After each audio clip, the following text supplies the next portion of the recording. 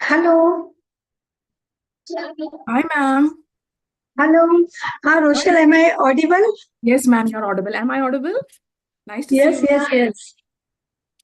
Rochelle, we are doing this YouTube-based streaming of this session because it will be. Okay, that's fine. That's fine. No problem.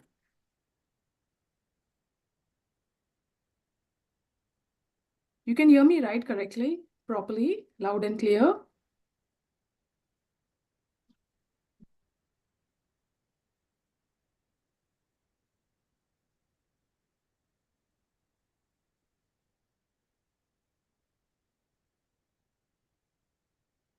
Yeah. Okay, yeah, I can hear you now.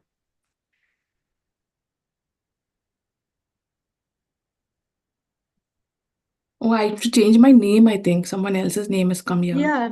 I'll just, Sukhvinder, sorry. something has come. Yeah, I'll just, yeah, that's my friend. I'll just change my name. Maybe that's why. Okay, that's fine. Yeah, that's me now, Rochelle.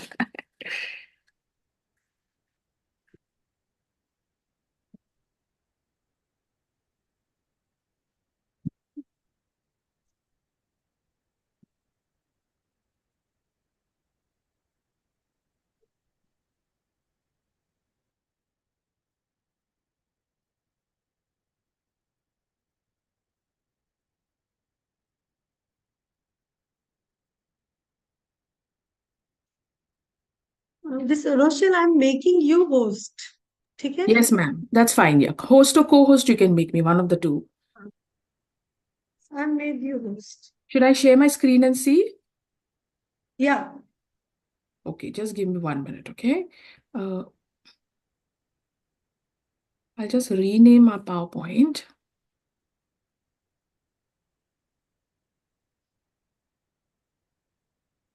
Hello.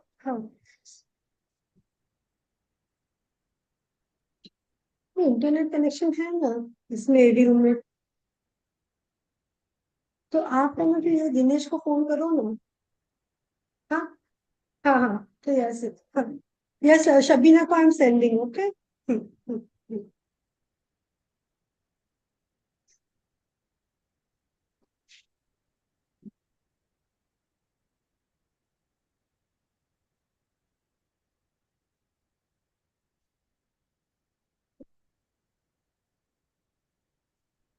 Hello हाँ शबीना तो वहाँ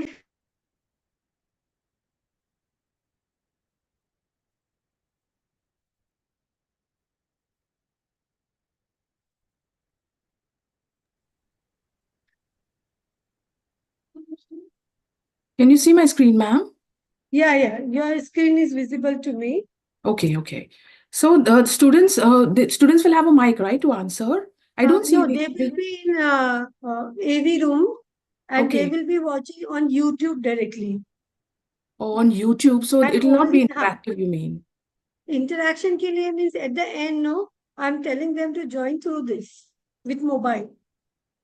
So Oh, okay, that okay. but then during this because we have more than 100 students. Oh, you have more than 100 students? Okay. Because I I put some questions in Around between, 70 like, students will be there. 70 students will be there.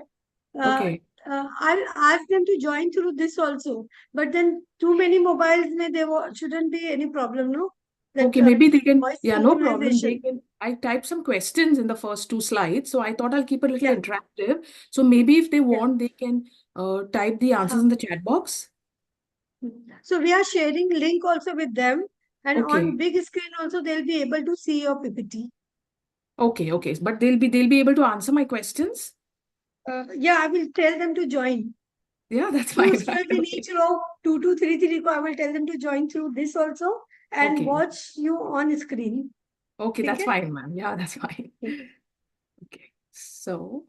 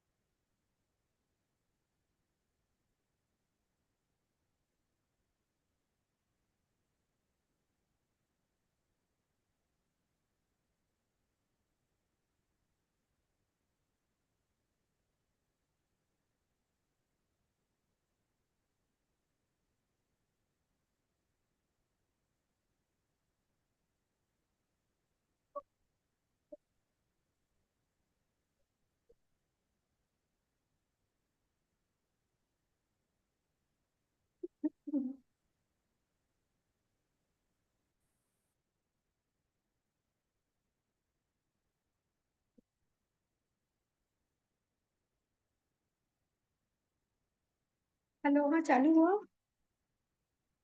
हाँ अच्छा और से you tell the student to join on इस पे बोलो ना link share करके so I will start with this हाँ नहीं तो जूम पे है ना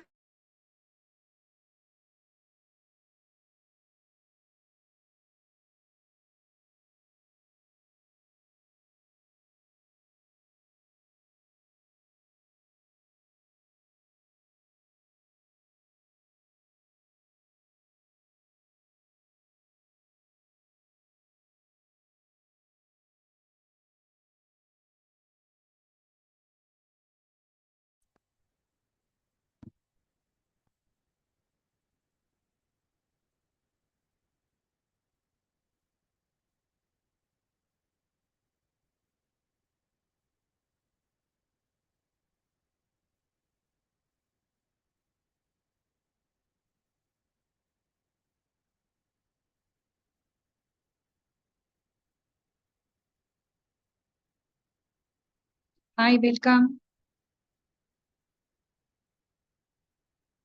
hi, ma'am. Good morning.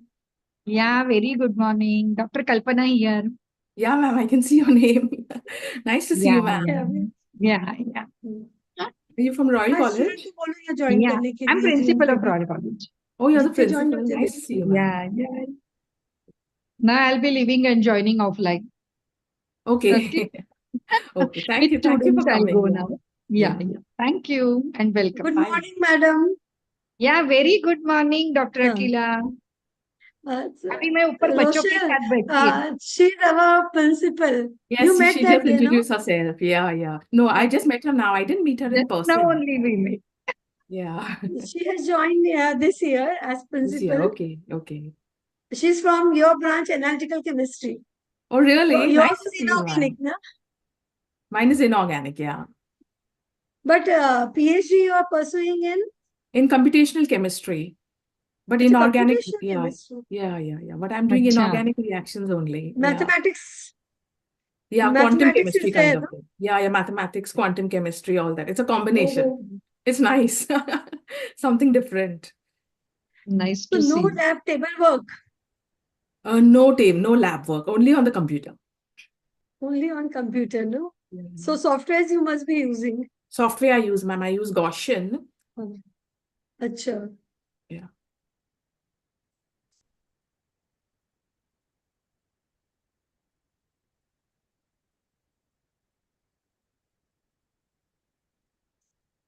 You're on mute, ma'am, Kalpana, ma'am.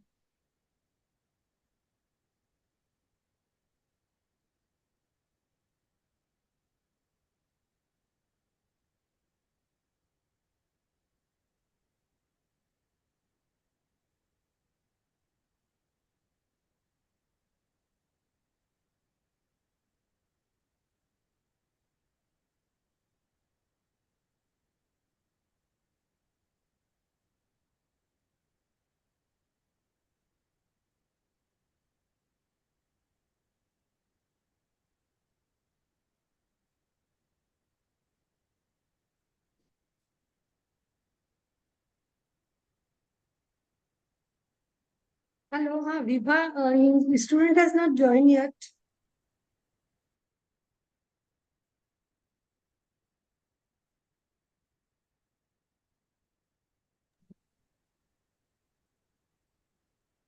Roshan, actually I am sitting in physical chemistry lab and Okay. students are in one auditorium. Oh, okay. No problem, ma'am. Don't worry. If you want, we can start. Yeah, means once the YouTube will start over there, then I will Okay. start. Yeah, no problem, ma'am.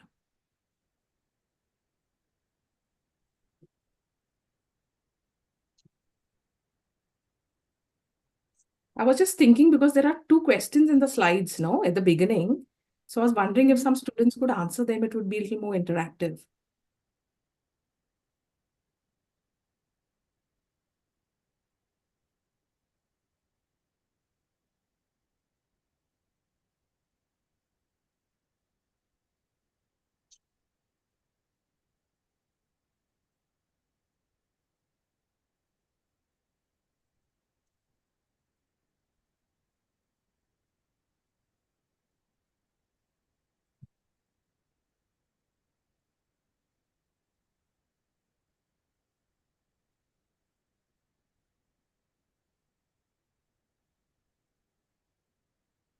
Hello हाँ live हो गया ना अच्छा लेकिन ये बच्चों ने join नहीं किया किसी ने भी क्यों ओके देन एटलीस्ट 2-3 होते ठीक है तो I will start shall I start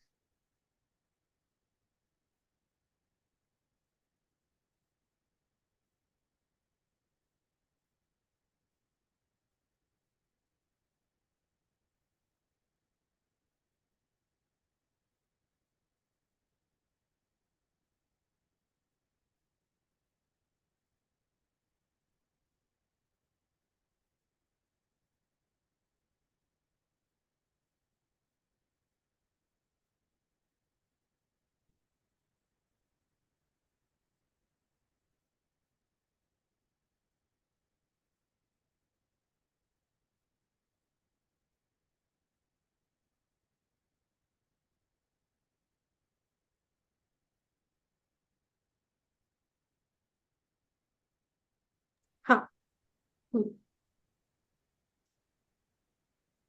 Hi, Muntasha. One student has joined. yeah say they have joined through YouTube Okay. so I'm just starting I'll introduce yourself and then I'll tell you to continue Yes, that's fine, ma'am. Thank you. okay so Mantasha is also there few students have joined from here also I'm Okay. admitting them Okay, ma'am. So, good morning, all, and welcome to this session. I feel proud to introduce my student who is esteemed guest speaker for today's event. We are honored to have Ms. Rochelle Fund with us. Ms. Rochelle has completed her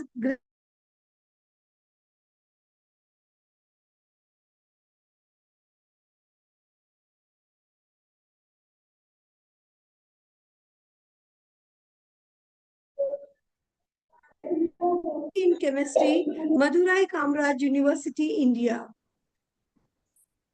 In 2000 till 2006, December 2021, she has worked as from 2006 till 2021, she has worked as assistant professor, Department of Chemistry, Sophia College, Mumbai, and she was teaching over there to BSc as well as post-graduation course student.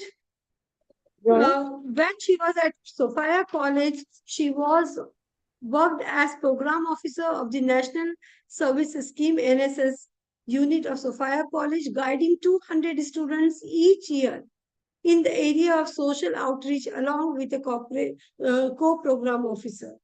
She was actively involved in sports as a student and represented the university and state at handball tournament. Now let us see her this academics. As far as she was excellent in her academics. Being excellent in academics, she received many scholarships. JRD Ratan Tata Scholarship for Academic Excellence in 2005.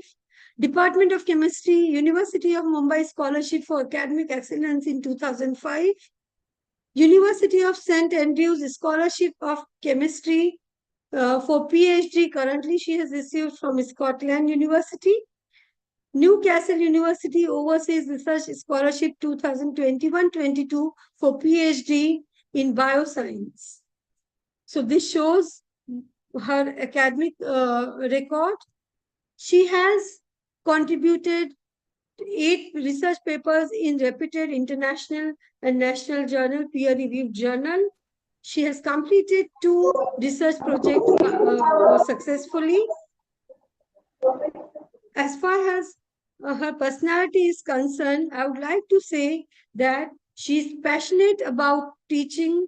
During her academic career as a teacher, she has focused on maximizing learner inclusion in the classroom through the use of novel teaching learning methods that make the learning process more student-centric.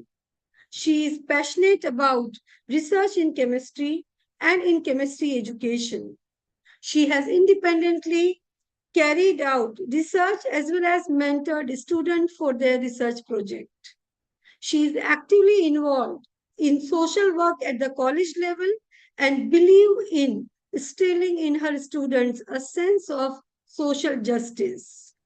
She is currently pursuing PhD in chemistry from the University of St. Andrews, Fife, Scotland. So with this, I'm sure her very valuable insight and experiences will inspire and enlighten us today. Please join me in welcoming Ms. Rochelle. So, without any further delay, I welcome Ms. Rochelle and I request her to to start the session. Thank you, Rochelle. Thank you so much, ma'am. Rochelle, for accepting our invitation and being here on time with us. Thank you so much, ma'am. I feel privileged to be a part, and thank you everyone for joining. Ma'am has told me it's a large audience, so thank you very much. So what I'll do, I'll basically take you through the higher education sector, what scholarships are available, and how we can search for funding opportunities for ourselves. Okay, so if you have any questions, I'll take the questions towards the end. I'll try to keep it a little interactive at the beginning so that I don't end up making you all bored, okay? So here we go.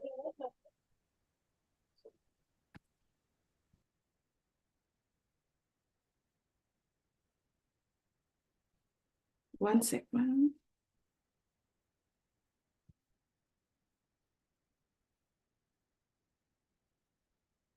I'll just reshare my PowerPoint. I think it is stuck somewhere. Okay.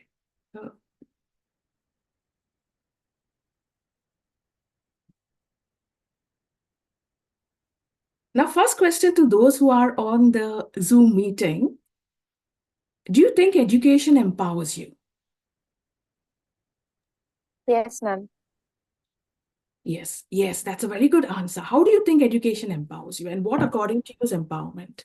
If some of y'all can give me an answer to that question, I can move forward. So how basically do you look at education? If you're saying education empowers you, what empowerment does it bring to you as an individual?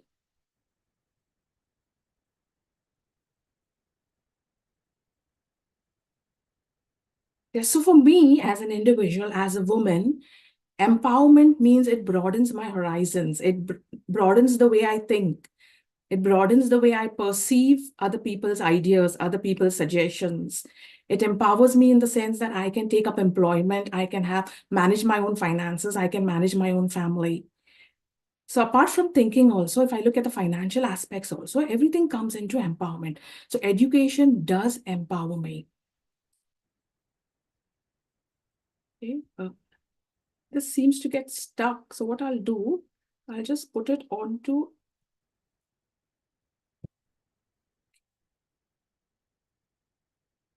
Is that fine, ma'am, if I do it like this without maximizing the screen? Is it okay? Yeah, because That's anyway, fine, they are right? watching on the big screen. Okay, that's fine, right? Okay. Huh. So higher education, basically, since you are all undergraduate students, we'll focus on the master's degree and we'll focus on the PhD degree. So we look at different opportunities that are available in India, and then we'll go on to looking at different opportunities that are available elsewhere. So primarily, I will first talk about the opportunities available in India. So we look at PhD. PhD is the highest academic degree that can be awarded to an individual. Okay, PhD stands for Doctor of Philosophy. You may ask me why it's not DPH. So this is something I want you all to go and find out. Why is it called a PhD when the full form is Doctor of Philosophy? Why is it in the reverse order? Okay, go home and find out and let me know when you all meet me next time. So these are the fellowships that are available. If you can see, there is the BARC DAE fellowship. So generally the fellowships listed over here, they have tie-ups with certain universities, or they are government bodies which offer fellowships to individuals. This is primarily for a PhD in India. When I'm saying a fellowship, it means that your fees would be covered, and at the same time, they would also offer you a very decent stipend. Okay, but there are competitive entrance exams to all of these fellowships that are available. So be it the BARC fellowship or whether you're applying for the Christ University Bangalore fellowship, there will always be a competitive exam to appear for these. Now, since we have so much of access to the internet, all of this information can be looked up on the website of each of these fellowships. How to apply, what documents are needed, what is the deadline for application, etc. All this information can be obtained from their websites. Now that was about India. So that's my next slide. And some questions for the audience. This is for you to think. Okay, I may not get answers. Yes, ma'am. You please admit some of the students are in waiting room. Okay, Or you how make me co-host. How do I do that? These participants will just go in participants. Okay. And I'm visible to Royal College. Yeah, Royal College. So Okay. Because if I make myself host I'll make again, you. no? Okay. So, It is giving me the option of only make host. acha, it is, co-host even I did not get option. Should I make you the host then? Okay, make me a host. I'll make you co-host. Okay, I'll make you the host. Yeah. So I'm making you the host now. Okay, I'm admitting a student. Yes, that's fine.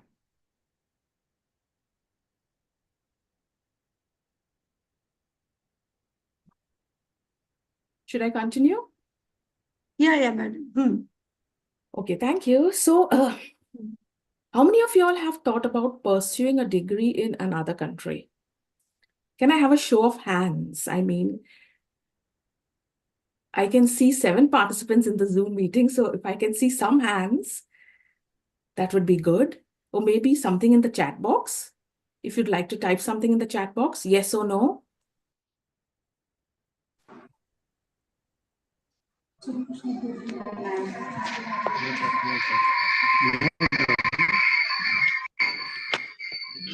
Yes. So as when I was young, maybe your age, when I was in the 3rd year, that was in 2004. I finished my degree in 2004. So that was almost 20 years back. I didn't have any opportunity or I didn't have any idea as to what is available to study abroad. So my entire focus was to have a degree, a master's degree, study in India and get a job over here. At the beginning, I wanted to join the pharmaceutical industry, but I ended up in the education sector. That's another story. But nowadays, there are a lot of opportunities and there is a lot of awareness available as to what kind of fancy degrees are available abroad. And am I really interested in pursuing a degree abroad? If you say you are interested, you may ask yourself, what is the biggest challenge I face? Now, for me, if you ask me, what is the biggest challenge I faced? Of course, it was finances. Okay, so finances, I belong to a middle-class family. So finances were a big challenge for me because studying abroad is definitely going to be expensive. So what did I do? So here I'm going to tell you all how to overcome this challenge. It is not really a challenge. How can you overcome it? And if you desire to study abroad, what are the options that are available to you? Now, what benefits studying abroad has? Is it that a degree that I get abroad is more valuable than a degree that I get in India? No, it is not. Okay, if you put in all your effort, if you get a master's degree, a PhD degree from a good institutional in India, it is as valid as getting a degree from abroad. Then what is fancy about getting a degree from abroad? For me, I would say it is the experience. Okay? It is the experience of living in another country, interacting with people from across the world, experiencing diverse cultures, seeing how ideas differ. So across the globe, people are different, they have different ideas, but it all boils down to one thing: we all are human. And ultimately, we think in the same way. Okay, so whether we are from India or whether we are from our neighboring countries, South Asian countries, or whether we are from European countries, we all are one. But the diversity that each one brings, that is the best part of it. That is the best part of studying abroad. So I never thought in my life that I would move abroad to study. I never thought I would have friends from Nigeria, friends from Pakistan, friends from Iran. So that is the best experience I've had about living over here and studying a degree over here. So I'll take you through since I'm in the UK, I'll take you through what is available in the UK and how can you find something suitable for yourself. So basically, the United Kingdom is divided into 4 broad places: England, Scotland, Wales, and Northern Ireland.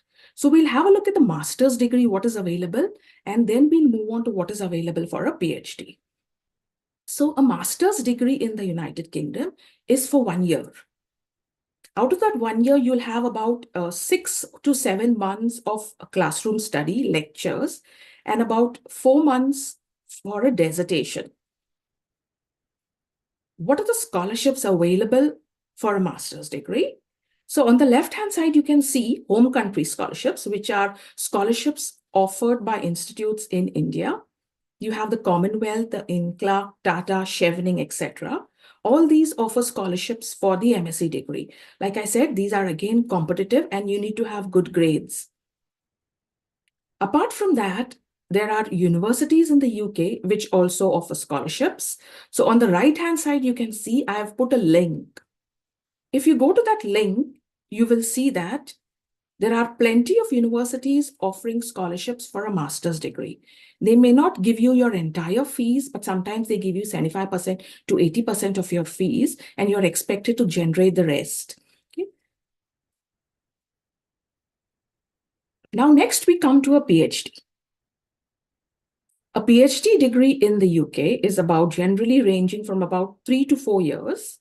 And if you want, you can stretch it to 6 years also. But no one really does that because you want to finish your research as early as you want. So generally, a requirement for a PhD is a bachelor's 2.1, which is 75% and above, or a bachelor's 2.2, which is 60% and above. So either first class or a distinction.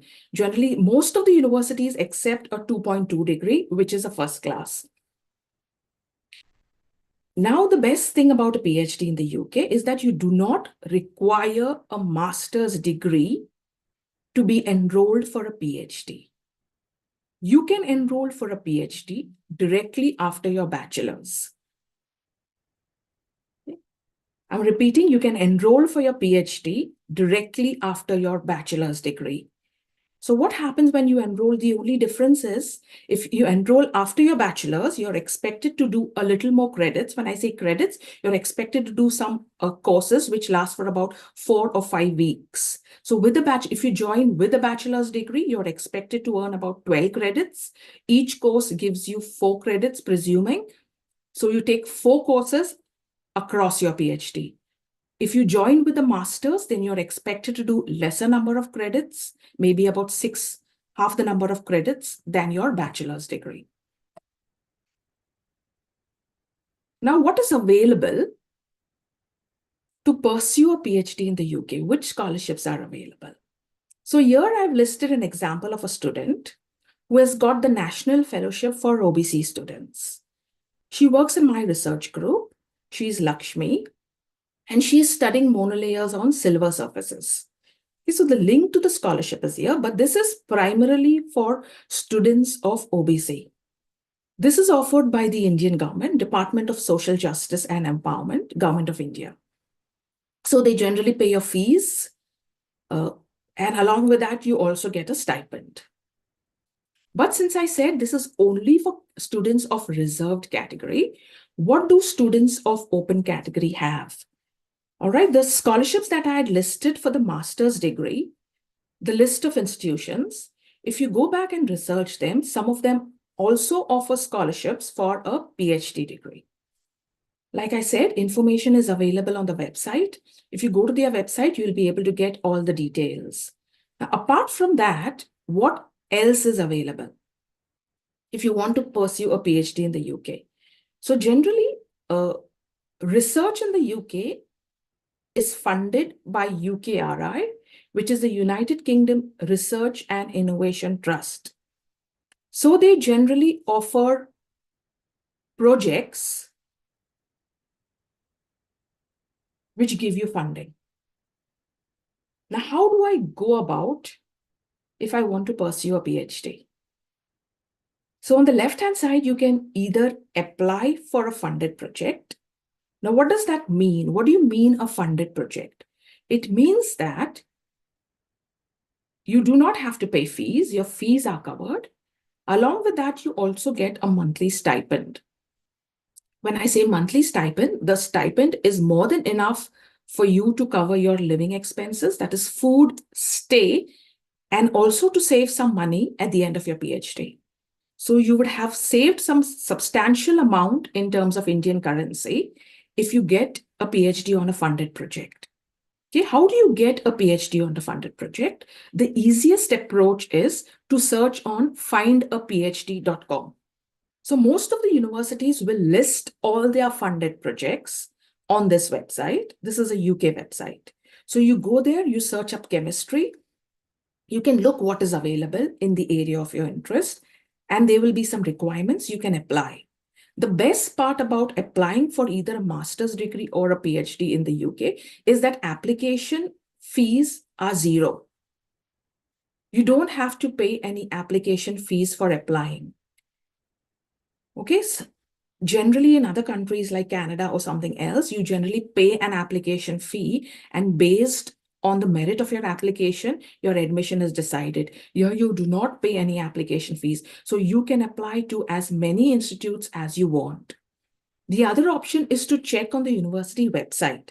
So once you have finalized, you have looked at particular universities, you go to the university website and then you see if there is anything suitable for you. So once you have finalized something that's suitable for you, the next process is to contact the supervisor. You write an email to the supervisor saying that I'm interested in your project. Would you like to consider my application? So that's how you take it forward. So another way is to create your own research proposal. Okay, what you want to do. Suppose you want to study something on drugs. Suppose you want to study something on reaction mechanisms. You write a research proposal and then you send it to various supervisors. Universities have their own scholarships for such research proposals. So you can do it jointly with your supervisor, or you can do it on your own, write your own project and apply to various supervisors. So that's another option. Now, this is another student studying in the university I'm studying in. She's again from India. So the previous student I showed you, Lakshmi, is from Tamil Nadu. She's Femi. She is from Kerala. She's in the Institute of Physics. She is on a UK funded project. Means she has not got a scholarship from the Indian government, but she has got funding from a university.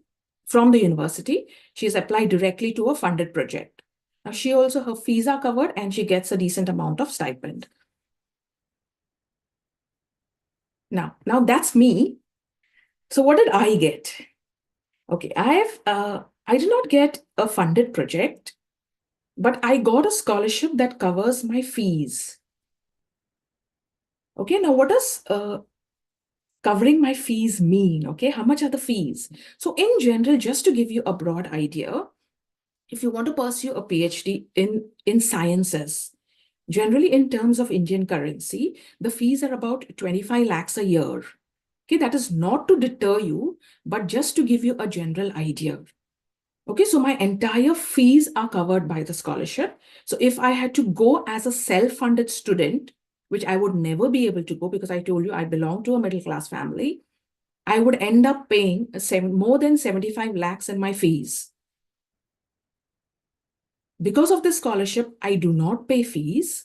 I pay a very small amount, which is almost negligible. Okay, so this is the scholarship I got at the university. I do not get funding, which means that I do not get a stipend. Only my fees are covered. So if you're lucky, you can get your entire fees covered and you can also get a stipend. So I was not lucky enough maybe, but I'm quite happy. At least I got a scholarship. All right, so that's me. So that's about PhD in the UK. Like I've told you all, there are several opportunities available. It is what you are interested in and how you take your story forward. Yes, so this is a little about Canada. Generally, I won't go into details. So a PhD in Canada is minimum of 4 years and an MSc is 2 years. Okay, the general way for applying for a PhD and an MSc degree is almost similar to the UK. You search for a project, etc. But in Canada, you have to, for every institution you apply, for every university you apply, for every application you make, you have to pay an application fee. Okay. What are the requirements when you apply for a degree abroad? So generally, you require your degree transcripts. What are degree transcripts? Generally, when you get your mark sheet only tells you how many marks you have got and out of how much, and it tells you your percentage. A degree transcript will give you all information. It will give you information about the courses you took, how many hours and how many allocated lectures were there, and along with your marks. Okay, so that's your degree transcript. You generally get it from the college office. You apply and you get it in about 3 or 4 days. So for every degree you have, whether you have a bachelor's degree, whether you have a master's degree, you need your degree transcripts if you're applying abroad. Next is the IELTS exam. Now, the IELTS exam is a test of English language, which checks your English language skills based on 4 parameters, which is reading, writing, listening, and speaking. So you need a minimum score. I think the minimum score is about, I think, 6 on 10. 6.5 generally for most universities, but some universities also accept 6 on 10. And the third and the most important part, what you need are letters of recommendation. Now, letters of recommendation decide the strength of your application. Juliet ma'am gave me a letter of recommendation when I was applying to the UK. And I had 2 more letters that I got from my workplace. So I used 3 letters of recommendation. Unless your letters of recommendation are strong, your application is not considered strong. Okay, because why do I say this? Because when you're applying to a supervisor, your supervisor is placing faith in you based on the letter of recommendation. Okay, so participating in activities, getting good marks, all these go into your letter of recommendation. Now, what cost do you incur if you're applying abroad? If you go onto a funded project, what is your cost? Your cost will be visa and health surcharge. Health surcharge is like a health insurance that you need when you study abroad for the period of your study, and the airfare. Okay, that is, you have to cover.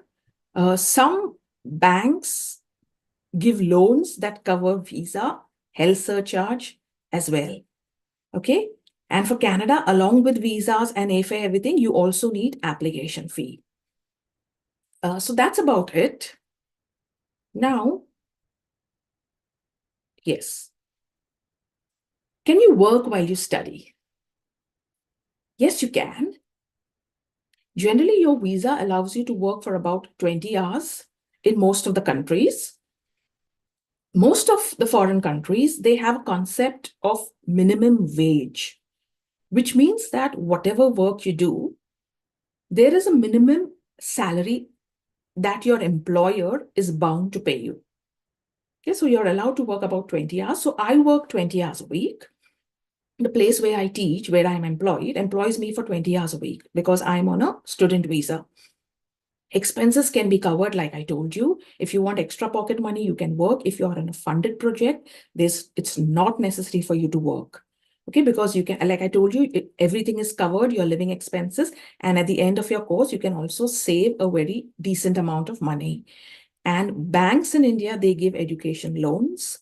The rate of interest is not very high. You're given a grace period of 2 years after your degree to repay back the loan.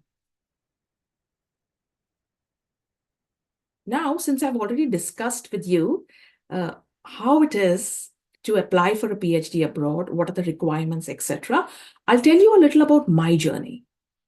Why did I choose to do a PhD? Like Akila ma'am has already told you, I taught in India from 2006 to 2021. Okay, I enjoyed every bit of teaching over there. I enjoyed interacting with students. I would go for nature club treks with them almost every weekend. So I enjoyed the bond. But somewhere down the line, after having taught for about 15, 16 years, I felt a kind of stagnancy creeping in. I wanted to do something different. I wanted to learn. I felt I was not growing as an individual. So I wanted to explore. So the reason I chose to do a PhD was to explore.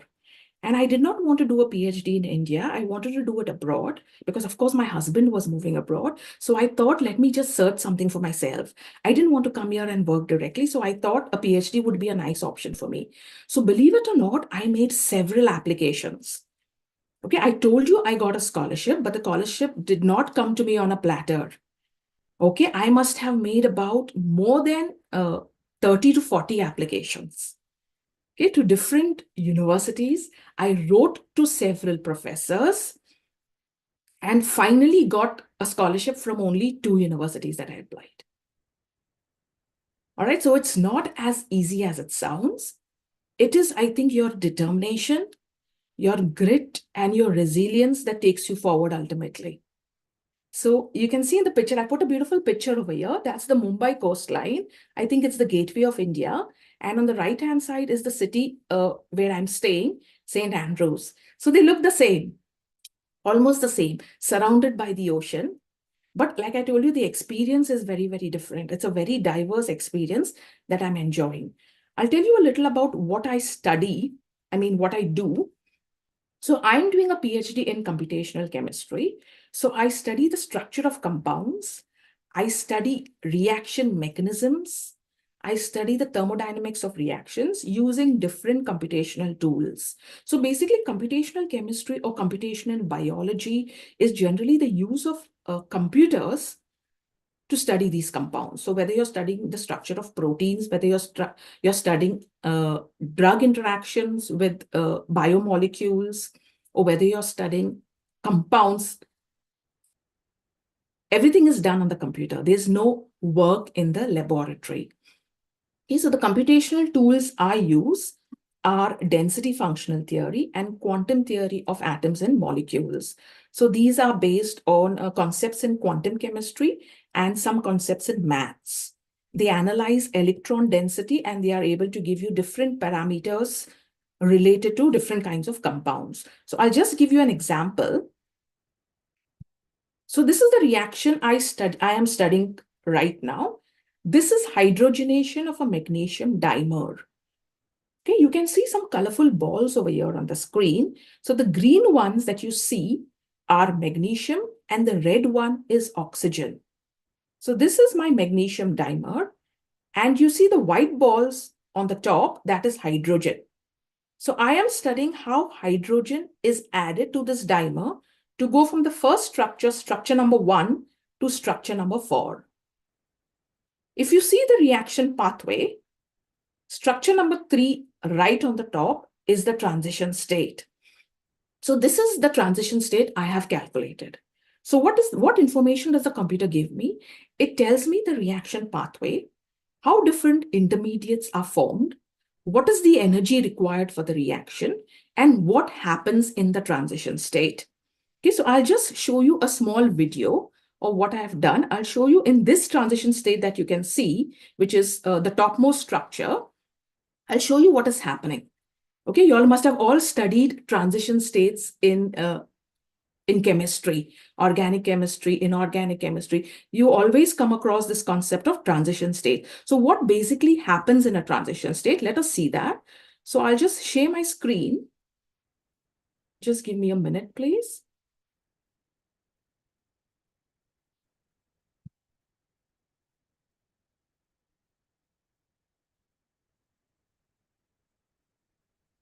Is my screen visible, ma'am? The molecule, the large molecule? Yes, ma'am. Yes, it is. Okay. So I'll just show you something. So you can see the structure over here. The yellow color is magnesium. The red color is oxygen. And if you can see two small white spheres on the top of oxygen, that is hydrogen. Okay, so I'll just play this animation. Let me know if it's playing, okay? Is it playing?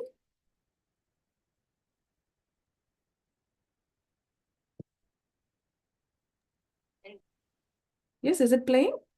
Yes, ma'am. Now it's playing. Yes, ma'am. Okay. So you can see the hydrogen molecule, the bond is rupturing. One hydrogen is moving towards oxygen and the other hydrogen is moving towards magnesium. This is the transition state. It requires high energy. You know, transition states are unstable and therefore quickly this transition state will drop down and give you the product. So I'll go back to my PowerPoint.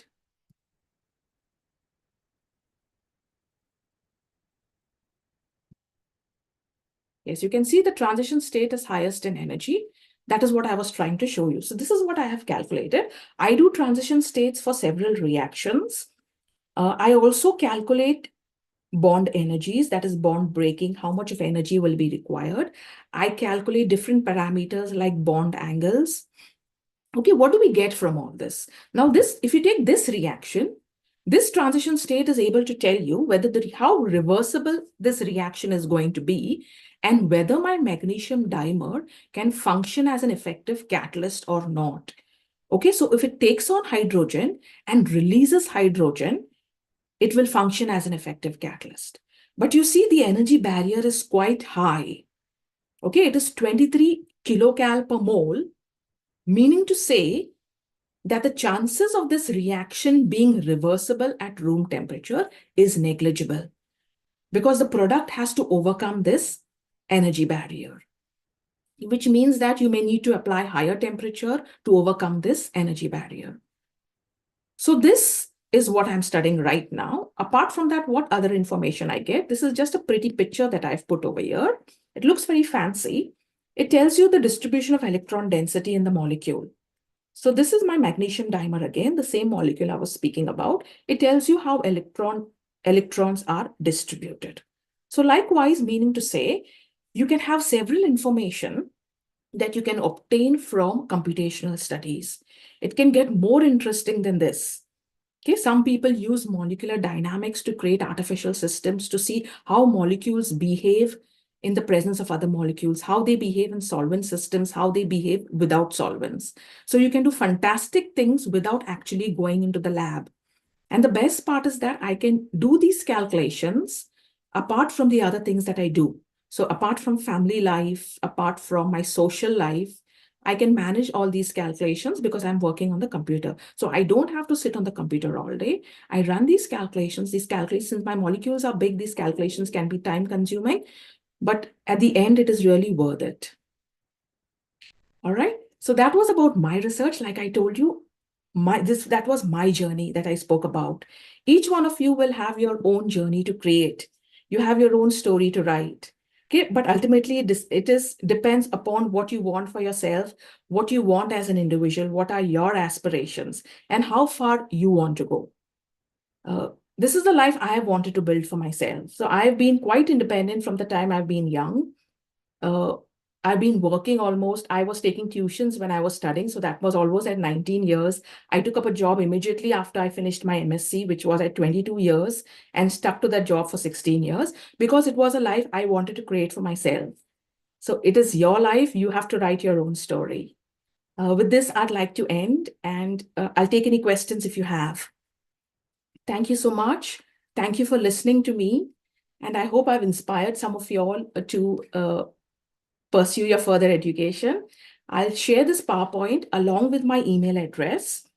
Please do not hesitate to contact me on my email address. If you have any questions, just send me an email. Sometimes I take time to respond. I may take 1 or 2 days, but I will surely respond to your email. Okay, any questions that you have, you can write me an email anytime. And this PowerPoint is available to you. You will find all links, all data on this. Like I told you, you have the internet, all information is available. It's up to you to Google and find out what you want. Thank you so much. I'll take questions. Ma'am, we have a doubt about what you Yes. said. What you said about the PhD fees, 25 lakhs. Yeah. So is it the fees in UK or in India, or did you convert the UK currency to Indian currency? Yes, that's the fees in UK. So I've converted the UK currency, which is pounds, to Indian rupees, and I've told you a figure. Okay, ma'am. We just wanted to clear that. Yeah, that's fine. And the home country scholarships, do they cover the entire fees? Yes, home country scholarships, most of them cover the entire fees. Some of them even give a stipend. Okay, so you have to look up. Some of them give you part funding. Some of them give you, like the Mahindra Casey Trust, it gives you a scholarship, but the scholarship is kind of a loan, interest-free loan. So once you finish your degree, you pay it back. Some institutes, it's not a loan, it's a scholarship. You don't have to pay it back. Okay, ma'am. Thank you.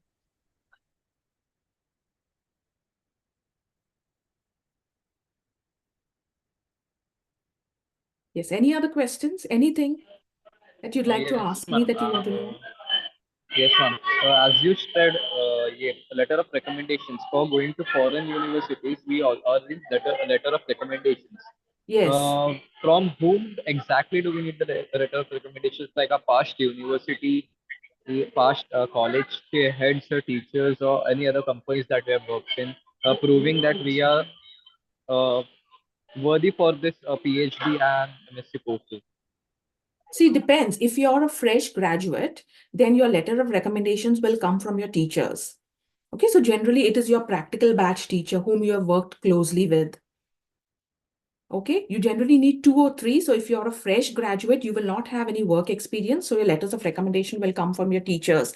But if you have industry experience, then I would suggest, like I gave one letter of recommendation from my teacher and one from the place I was working. So 2 letters of recommendation. Does that Also, answer? ma'am, uh, the letter of recommendations comes only for academic or from other research purposes. Like many of the students have academics as well as research uh, as a co-curricular activities in their daily academic schedule. So, will the research facilities work for the letter of recommendation? Yes, see, your letter of recommendation will has to tell the other person your strength as a student. Okay, what strengths you're going to bring if that person employs you for his to work on his project. So it will tell about your academic skills, whether you're hardworking, how interactive you are. It will also tell about the extracurricular activities that you do because it shows your skills. If you're into kind of research, you did a small research project, it will also speak about that. So everything goes into a letter of recommendation. Like if I have to write a letter of recommendation for my practical batch students, I will focus on how she has worked on the lab, in the lab, what extracurricular activities, whether she's a member of chemistry club, whether she has any organization skills. I will mention all of her strengths in that letter of recommendation. But if she has not done anything, she was irregular in the lab, she was not paying attention, she has not participated in any activities, what will I write in the letter of recommendation? It becomes difficult to write a letter of recommendation. Okay, thank you. Yeah.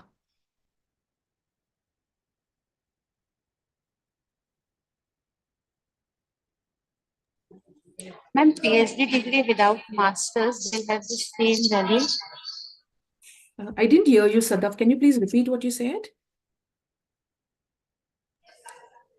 PhD degree without masters will carry Yes. the same weightage.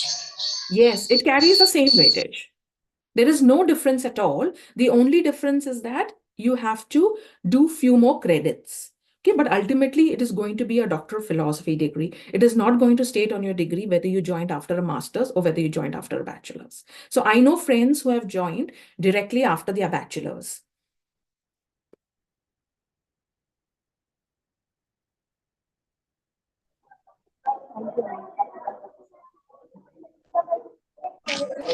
Good afternoon, ma'am. Good afternoon, Fateh. Sorry.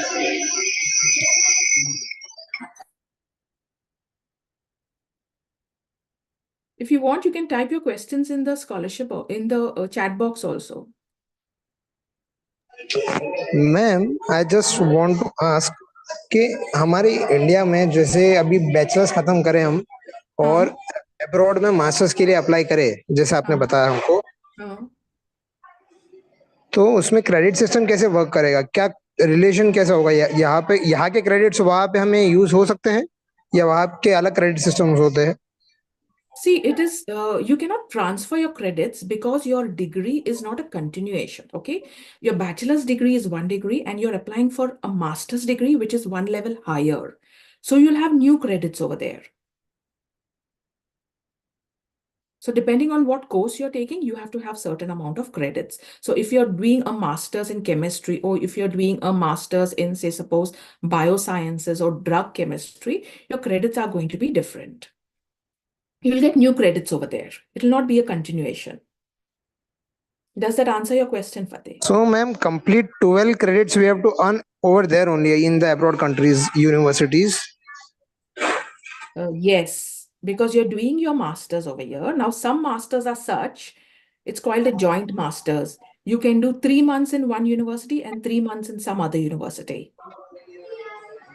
Okay, but the number of credits you're doing has to be fixed. I don't know whether it's 12 or whether it's 8. I just gave you a random example, but you have to do coursework. Like if you're doing a master's in India, you do an MSc degree in India, your bachelor's credits are not carried forward, right? Because it's a new degree altogether.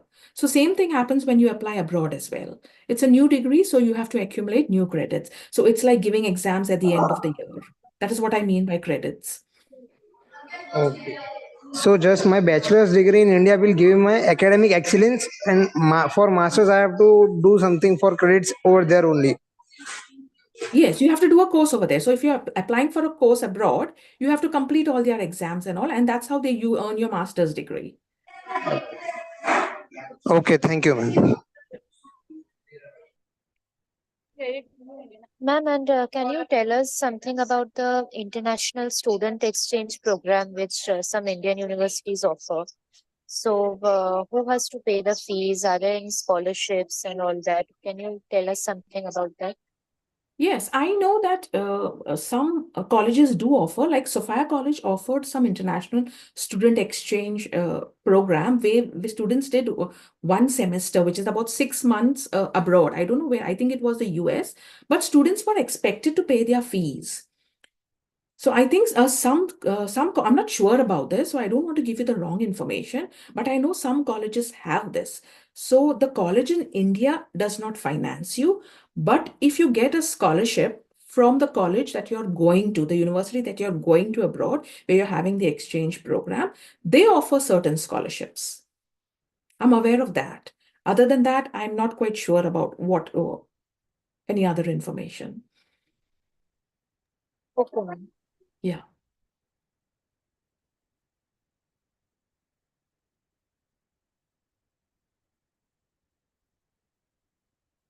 So if there are more questions, I'll take. Otherwise, I'd like to say once again, it's your journey. Okay. It's your part to create. Go ahead, enjoy, have different experiences. And moving away from home is the best experience you can give yourself. Okay. When I left my home when I was 19 years to live with my grandmother. I think that was the best thing I did to myself. I became more responsible.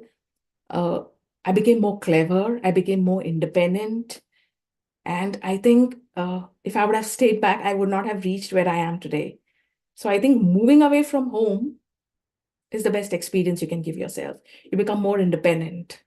You see the world differently. You become more responsible. You learn to shoulder responsibility. Ma'am, can I ask you another question? Yes, please. Go Actually, on. it's from my classmate. Yes. So she wants to know if the IELTS exam is compulsory. IATS. The IELTS exam, English Yes. exam.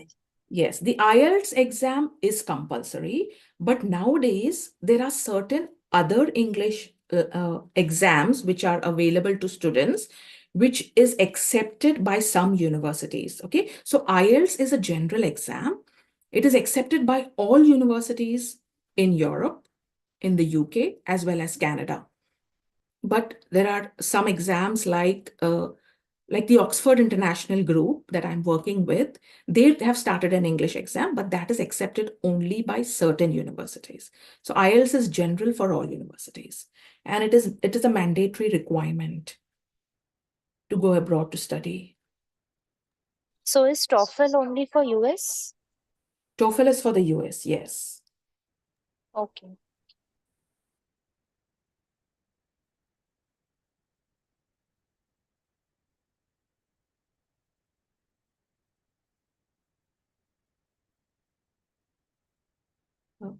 Do we have any more questions, or should we end, ma'am?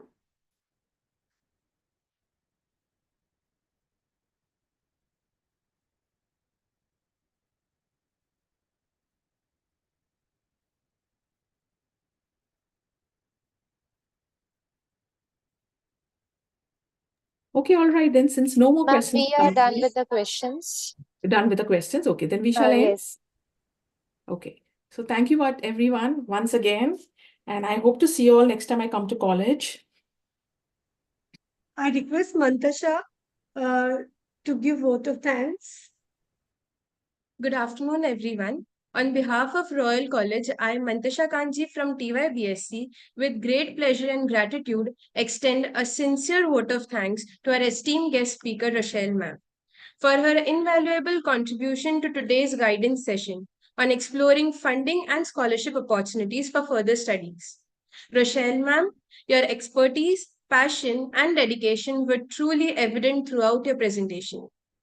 Your insights into navigating the intricate landscape of funding and scholarship have undoubtedly enlightened and inspired each one of us present here today. Your willingness to share your knowledge and experiences has empowered us with the tools and confidence to embark on our educational journeys. We are immensely grateful for the time and effort you have invested in preparing and delivering such an informative and engaging session. Once again, thank you, Rochelle, ma'am, for your unwavering support and guidance. We are truly fortunate to have the opportunity to learn from you, and we look forward to applying your insights as we navigate the path to further studies. I would also like to thank Principal Dr. Kalpana ma'am, Vice Principal Dr. Chitra ma'am, HOD of Chemistry Department Dr. Juliet ma'am, all the faculty members of Chemistry Department and the Chemical Association for organizing such an enlightening session. Thank you. Thank you so much. Bye, everyone. Hope you'll enjoy the rest of your day. Thank you, Muntasha, for the nice words. Thank you, Akila ma'am. Bye. Thanks, Rochelle, for coming. We hope you'll be joining and sharing your knowledge with us like this again and again. Yes, okay? ma'am. Yes, Thank you for valuable my time. pleasure and my privilege. I'll see you. Bye. Take care. I'll share the PowerPoint Bye. with you. Okay. Bye.